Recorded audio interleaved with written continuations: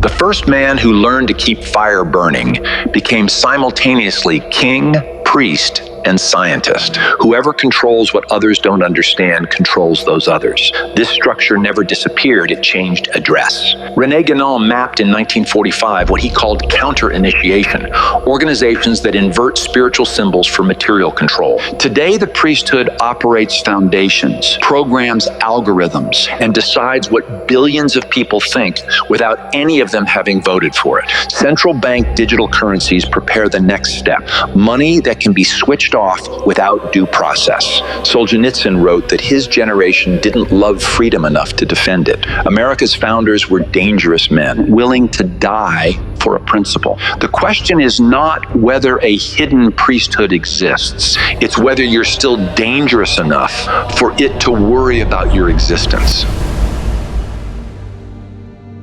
The human race is still young on Earth's timescale. There was a time when man lived like other animals, didn't think, didn't know good from evil, existed by instinct, reacting to the environment without any capacity to reflect on his own condition. A creature among creatures, with no apparent advantage over the rest. The ancient mystery schools preserved a narrative about this moment of transition, the instant something changed. According to these traditions, Lucifer, which literally means light bearer, granted man the gift of intellect, the capacity to think, to separate, to choose, to distinguish between what serves and what destroys, to look at his own reflection in the water and know he's looking at himself. The myth of Prometheus tells the same story in Greek clothing. Prometheus steals fire from the gods and delivers it to mortals. The gods punish him for it. Fire symbolizes knowledge, technology, the capacity to transcend natural limitations. Whoever possesses fire masters the darkness. Whoever masters the darkness rules those who tremble within it. This philosophy didn't die with the ancient temples. René Guénon, a French metaphysician who dedicated his life to studying initiatic traditions, described in 1945 a phenomenon he called counter-initiation. Organizations that use the structure and symbols of authentic spiritual traditions but invert their purpose. Instead of guiding the individual toward the transcendent, they direct him toward the material. Instead of liberating, they imprison. The shell remains identical. The content operates in the opposite direction. Guénon realized that the modern world didn't abandon the priesthood, it merely disguised it. When I placed the language of an ancient Mithraic initiation beside the mission statement of a transhumanist foundation, the parallel was not metaphorical. It was structural. Look at Silicon Valley in 2026. Transhumanism carries the same philosophical structure as those ancient temples, translated into engineering language. The premise remains identical. Man can and should become God through technological improvement. Brain chips promise to expand human cognition beyond biological limits. Gene editing promises to eliminate diseases and extend life indefinitely. Consciousness upload promises digital immortality. Prometheus returned the fire. Now, the fire comes in silicon format. The adherents of this vision don't worship supernatural entities. They're convinced materialists.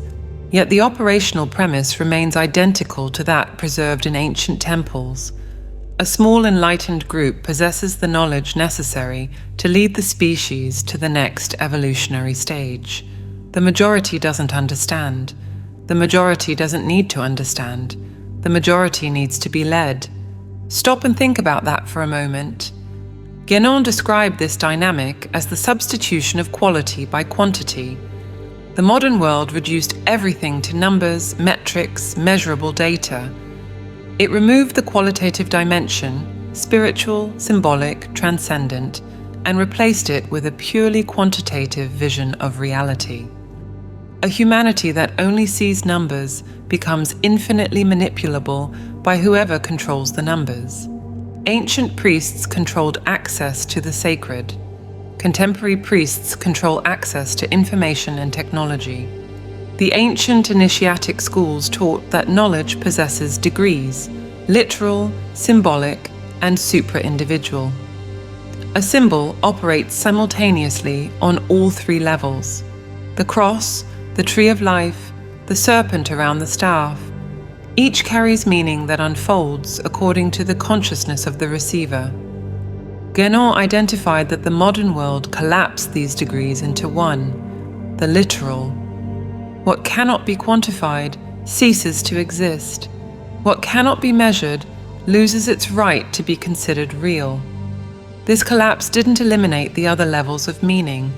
It rendered them invisible, and invisible forces operate on those who cannot perceive them with infinitely greater power than visible ones. Effective altruism and long-termism formalize this vision in an almost embarrassing way. Billionaires deciding the fate of future generations through utilitarian calculations no people voted to approve. Private foundations allocating billions to determine which problems deserve attention and which should be ignored. Calculation replaced deliberation. The spreadsheet replaced Parliament. And nobody asked us if we agreed with the criteria. I kept returning to one question. If the architects of these systems genuinely believe they're saving the species, and the ancient priests also genuinely believed they were guiding humanity toward illumination, where exactly is the boundary between authentic service and inverted control? We accepted the substitution because the packaging changed, and because recognizing the new priesthood requires admitting we built its temple with our own applause. When someone wearing robes and holding a staff announces they possess superior knowledge to guide humanity, we recognize the pattern immediately. The instinctive response is distrust. But when someone wearing a black t-shirt and holding a neural chip prototype makes exactly the same announcement, we applaud. We call it innovation. We invest billions. The structure is identical. The priest changed clothes. The counter-initiation Guénon identified operates precisely in this range. It doesn't deny the spiritual dimension openly. That would generate resistance. Instead, it offers a parody, an inverted version that preserves the form and empties the content. Transhumanism promises transcendence.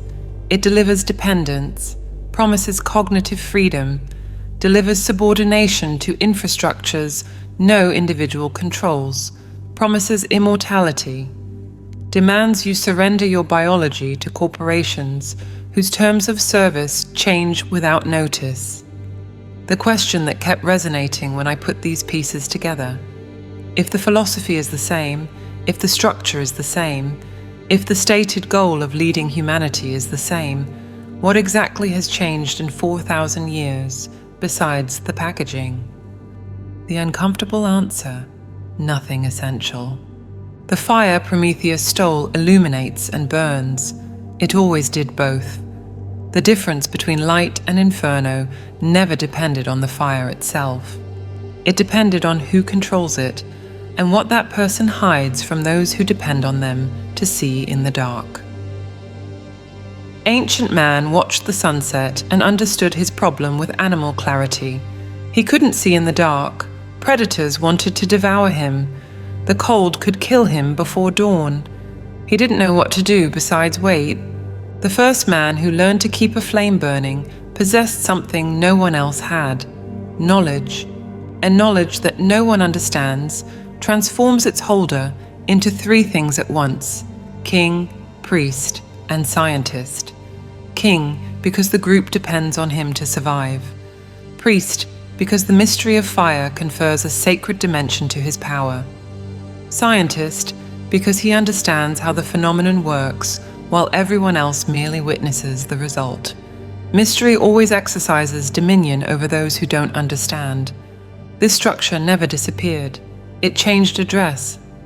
Guénon described this process as the great parody, the final stage of a cycle where inverted forces imitate legitimate structures, creating distorted versions that preserve the appearance of authority while serving opposite purposes.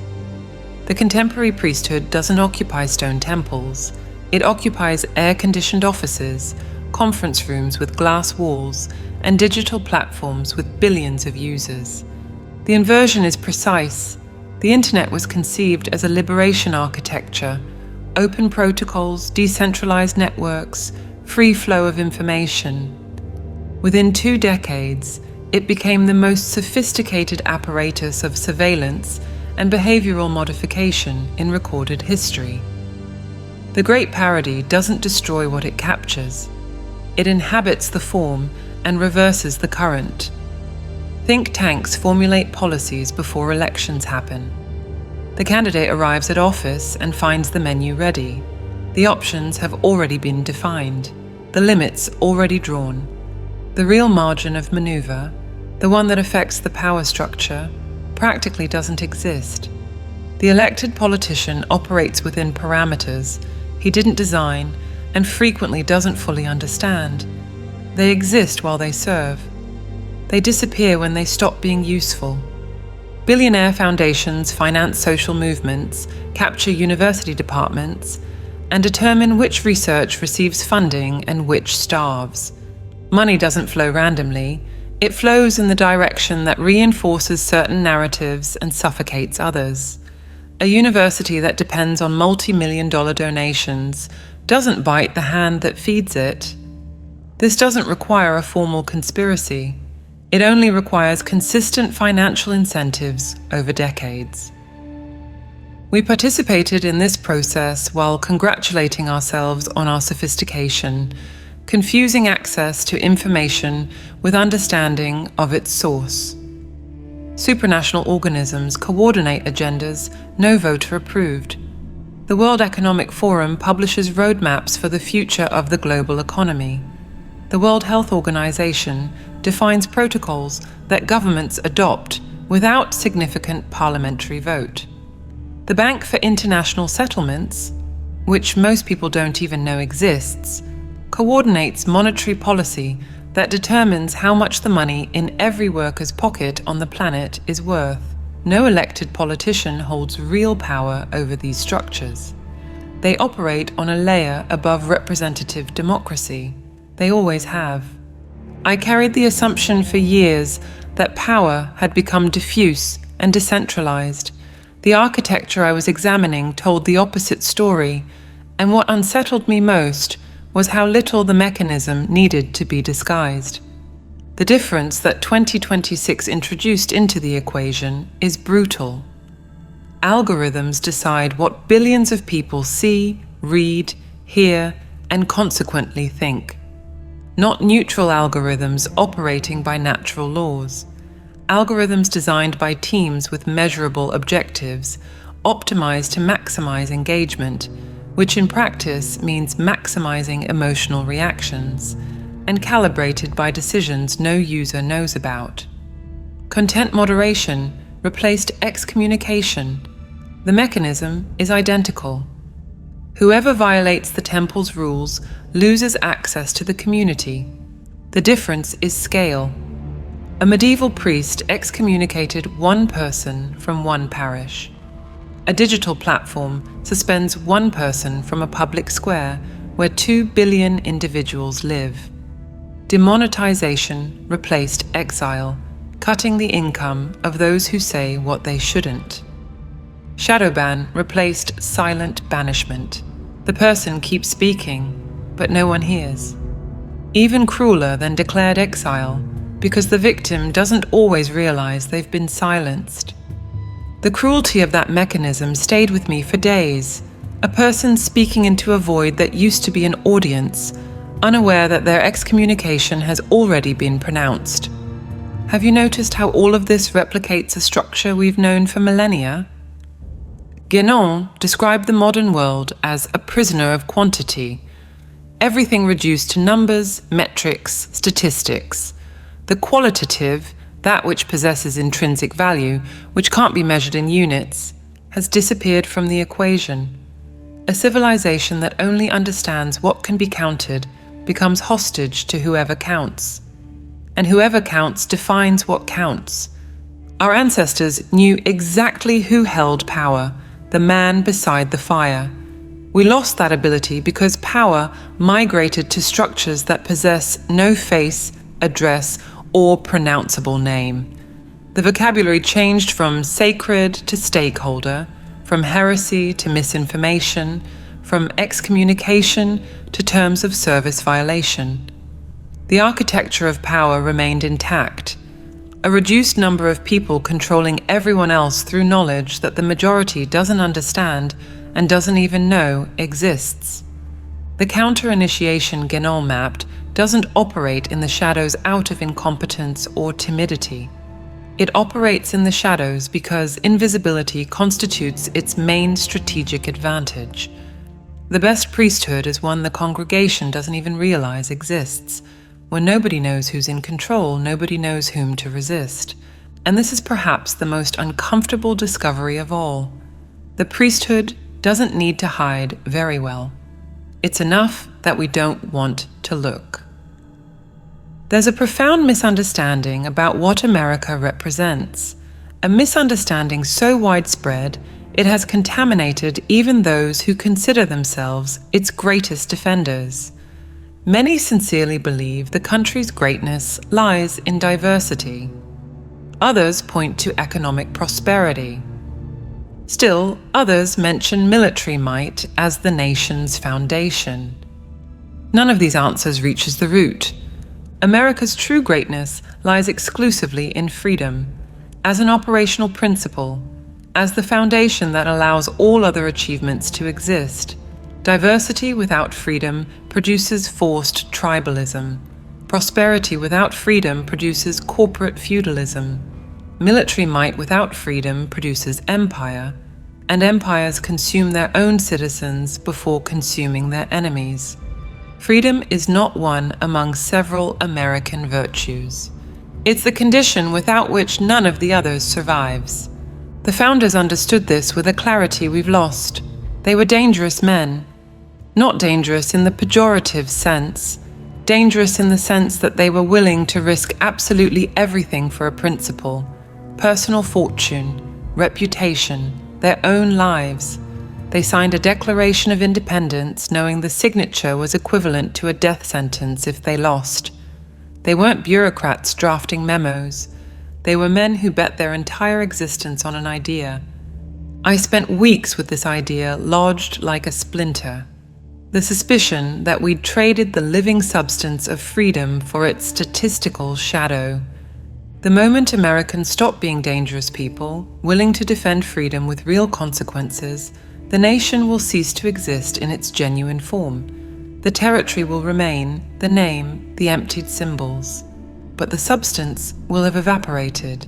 A country that carries the name of a free republic, while its citizens fear speaking, publishing, and organizing, is an empty shell, a parody of what the founders risked everything to build.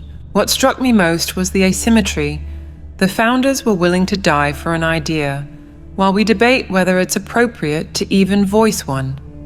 Guénon described how the modern world empties superior qualitative principles and replaces them with quantitative metrics.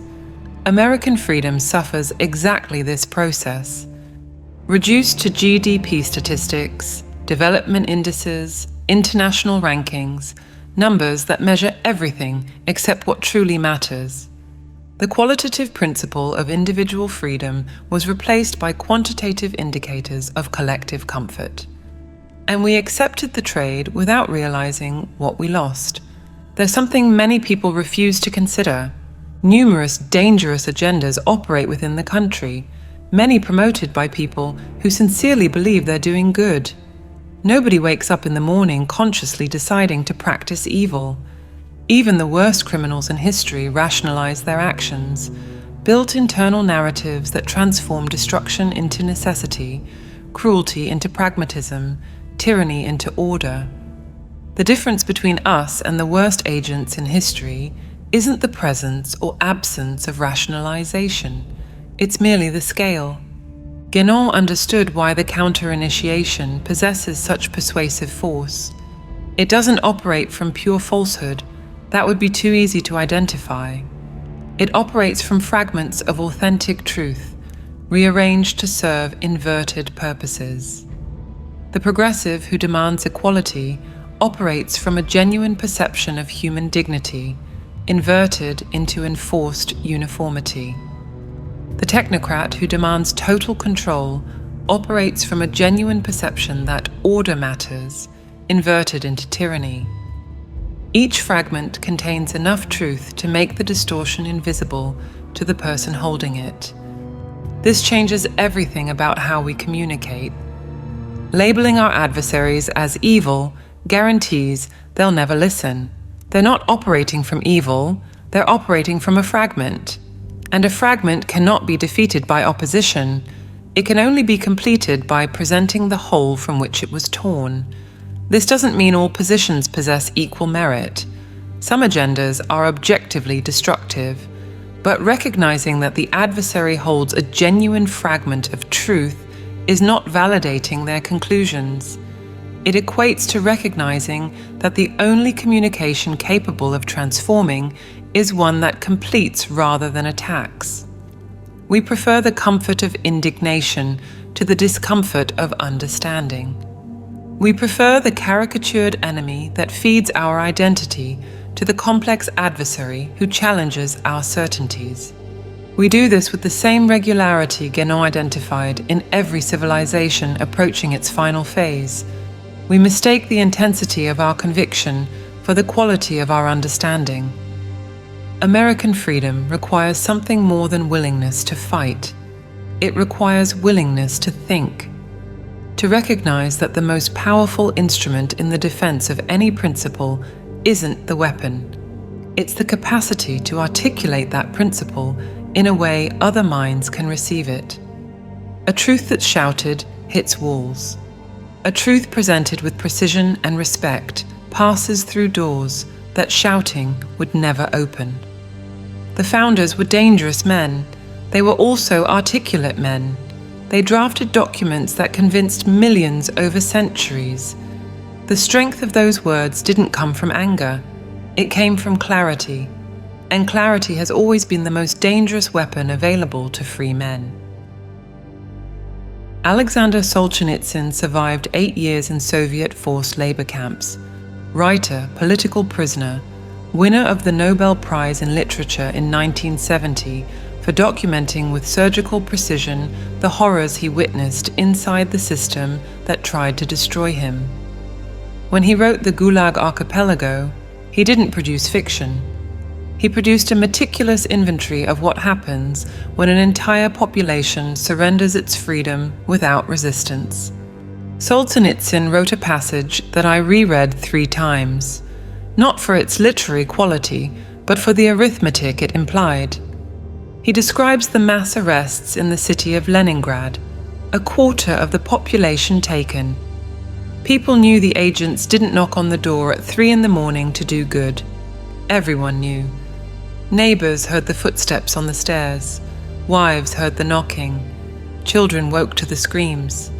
And each family waited, paralyzed, hoping that this time the door would be the neighbors. Solzhenitsyn posed the question that still disturbs. What would have happened if, instead of waiting trembling in the dark, each family had organized an ambush in the building's corridor? 6 people with axes, hammers, fireplace pokers, any available object. The agents arrived in small groups, 2-3 men. They depended on the submission of those they arrested for the operation to function. If each door represented real risk, the entire calculus would change. The machine would have stopped. The security organs would have quickly run out of officers and transport. The system depended on the silent cooperation of victims to function. Without that cooperation, the logistics of oppression would become unviable. The agents would have hesitated before going out to make nighttime arrests if they knew they might not return alive. The operational cost of tyranny would increase to the point of making it unsustainable. Solzhenitsyn's conclusion permits no evasion. We didn't love freedom enough. I recognized the pattern in my own biography. Doors I'd opened trembling, in formats I hadn't identified as submission until that moment. We didn't love freedom enough. We had no awareness of the real situation. We deserved everything that came after. Solzhenitsyn doesn't blame the system. He blames the passivity of those who allowed the system to exist. Tyranny doesn't install itself over resistant populations. It installs itself over populations that tremble behind locked doors, waiting for the problem to pass. And the problem never passes. It merely changes doors. Guénon identified the root of this passivity decades earlier. When the world substitutes quality for quantity, people lose connection to superior principles. They lose the notion that something exists worth dying for. A purely material civilization produces individuals who measure life exclusively by its duration, not by its meaning. Survival becomes the highest value, and whoever is willing to do anything to survive is willing to surrender anything to avoid death, including the freedom of everyone around them. Whoever opens the door trembling with fear at 3 a.m. has already surrendered their dignity before surrendering their body. The physical gesture of extending wrists for handcuffs merely formalizes a capitulation that happened internally long before. Passivity in the face of tyranny is not prudence, it is complicity. Have you thought about how many doors we open trembling without realizing we're repeating the pattern? Individual resistance, multiplied by thousands, would have made that tyranny operationally impossible. This equation doesn't apply only to 20th century totalitarian regimes. It applies to any power structure that depends on the voluntary submission of the governed. And all of them do, without exception. No system of control functions when the controlled collectively refuse to cooperate. Concentrated power is logistically fragile. It depends on distributed obedience to sustain itself. Permanent vigilance and genuine willingness to resist function as the only two real antidotes against tyranny. Not laws written on paper that can be reinterpreted, not institutions that can be captured, not traditions that can be emptied. Citizens whom agents of oppression know will fight back. That certainty, and only that certainty, prevents the hand from knocking on the door at 3 a.m. Our era celebrates prudence as the supreme virtue, avoiding conflict at any cost, preserving comfort while sacrificing principles. Solzhenitsyn calls this by its correct name, cowardice disguised as wisdom. The difference between a free nation and a prison camp was never the quality of the fences. It was the willingness of those living inside them to tear them down. Those who wish to transform America into a theocracy need to confront a historical fact that dismantles the premise before it can even establish itself. When the founders drafted the Constitution, more than 1,500 different Protestant groups existed in the territory. Each claimed to possess absolute truth. Each cited sacred scriptures to justify their positions. Each condemned the rest to hell with the same unwavering conviction. They didn't agree then. They don't agree today. History offers a lesson that should be obvious, but that entire generations insist on ignoring. Whenever any church assumes control of government, the people suffer, without recorded exception, regardless of denomination, regardless of theology, regardless of the declared intention of religious leaders. The mechanism is the same. If one denomination assumes power, all others will have to conform or face persecution as heretics. The Inquisition was not an accident. It was the logical consequence of a structure where one interpretation of truth holds a legal monopoly over all others. Guénon, who spent decades studying spiritual traditions from east to west, reached a conclusion that bothered both the religious and the secularists. Authentic freedom requires a metaphysical foundation. It cannot derive solely from political arrangements. However, this metaphysical foundation transcends any particular denomination. It stands above all of them. The moment a religious current claims exclusivity over transcendent truth for the purposes of governance, it has betrayed precisely the principle it should protect. His research across Eastern and Western traditions led him to a concept he called the primordial tradition, a common metaphysical nucleus shared by all authentic spiritual paths. The forms differ, the symbols differ, the rituals differ, but the transcendent reality toward which they all point is one. When any single form claims to be the totality, it commits the same error as the counter-initiation. It reduces the infinite to the particular. A theocracy is a counter-initiation wearing sacred vestments. I tested this principle against every political conviction I held. Several crumbled on contact. There's a scene that illustrates this tension with an almost unbearable honesty. Two young communists, carrying their red flags, walked into the middle of an enormous crowd of armed patriots. Militia uniforms everywhere, weapons visible, tension in the air. Some wanted to eliminate them on the spot. The philosophy of the two young people was wrong. Communism destroyed more lives in the 20th century than any other ideology. The historical documentation leaves no room for debate. But those two demonstrated courage. 2 against hundreds. Red flags in a sea of camouflage. They knew the risk. They came anyway. They exercised a right that most people defend in theory and deny in practice when the content is uncomfortable.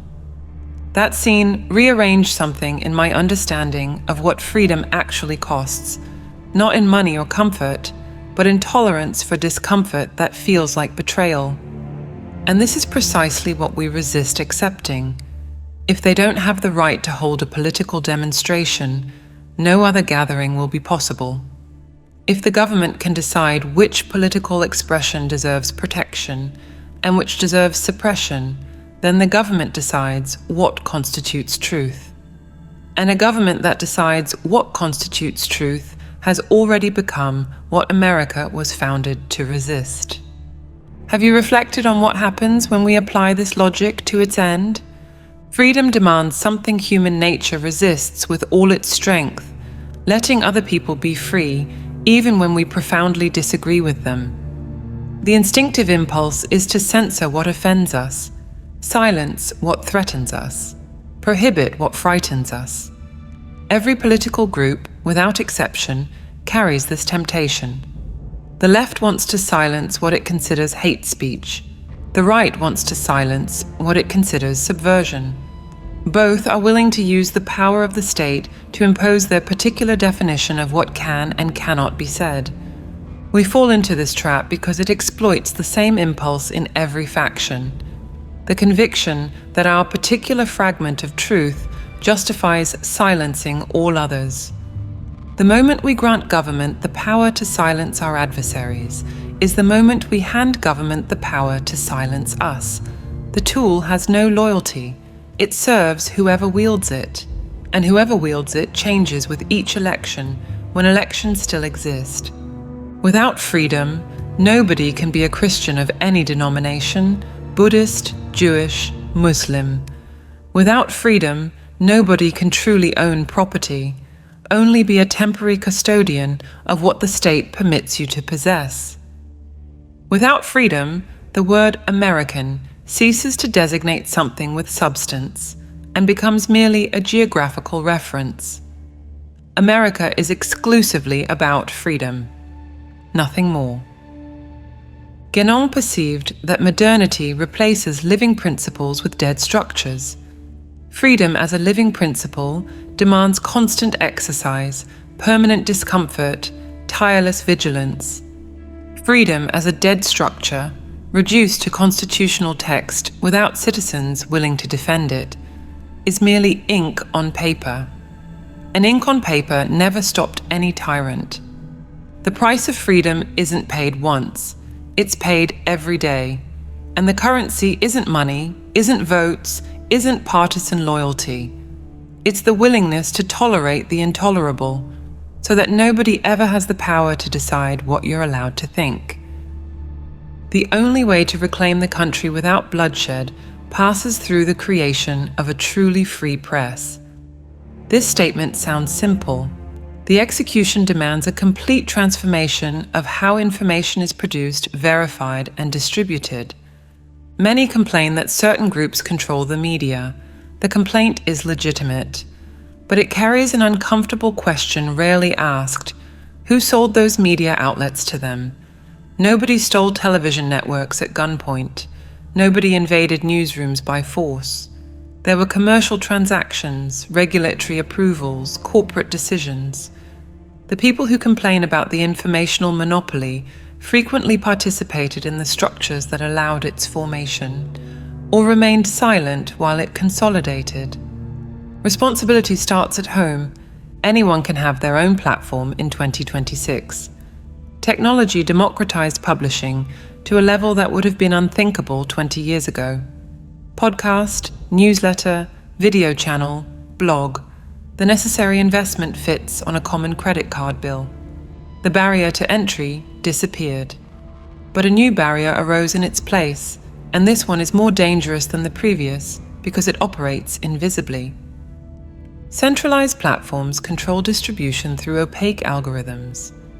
They can amplify a voice or silence it without explanation, without recourse, without appeal. Account suspension eliminates years of work in seconds. Shadow ban condemns to gradual disappearance. The person keeps publishing without realizing nobody receives it. Demonetization cuts the financial viability of whoever depends on the platform to survive. The mechanisms are administrative.